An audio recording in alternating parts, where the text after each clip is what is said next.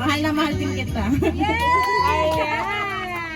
Ma'am, dito po nakatira si Ma'am Jennifer Tamayo. Dito siya, kaso doon yung bahay na doon. Kabila. Ah, okay po. Pero nandito po si Ma'am. Okay po. Sige po. Wait ko na lang, Ma'am. Thank you po. Ma'am, hello po. Ma'am Jennifer po. Ma'am, meron po kaming delivery para po sa inyo. Yan, may utang ka daw, Ma'am. Ma'am, dito na lang tayo, Ma'am. Ano pa? Kanina po galing yan. Po? Later, Ma'am, malalaman mo, Ma'am, kung kanino po galing itong delivery po. Wow! Sana all meron kami!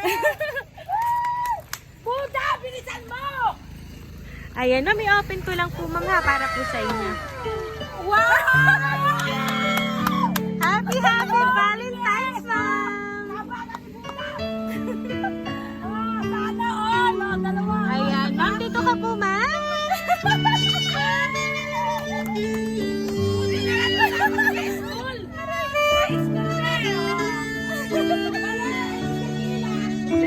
Ayan, Ma'am Jennifer, happy Valentine's para po sa inyo, Ma'am. Ayan, ito po mga balloons and then bouquet of flowers para po sa inyo. And syempre, Ma'am, ito rin po mga ipinapaabot sa inyo, Ma'am. Para po sa inyo.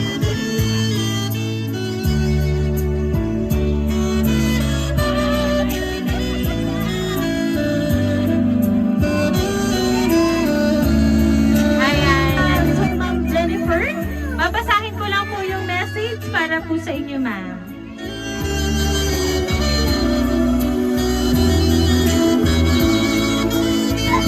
Dear mahal kong asawa, unang-una sa lahat, binabati kita ng Happy Valentine's Day.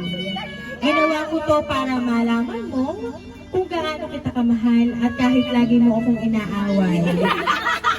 Nais kong malaman mo na lagi kang nasa puso at isipan ko. Mahal na mahal kita, kayo ng mga anak natin. At tulad ng sabi mo, always behave lang ako dito. Miss na miss ko na kayo ng sobra-sobra at lagi kayong mag-iingat dyan. Muli, happy Valentine's Day, mahal kong asawa. Nagmamahal, Daniel. Ayan. So, ma'am, dahil si Sir po ay malayo, ano po ba ang gusto niyo pong sabihin para po sa kanya at talaga naman pong piling ang hatid na ipinadala po niya para po sa inyo, ma'am? Sabihin mo na.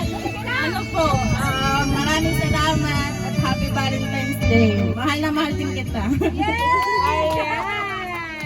So, ayan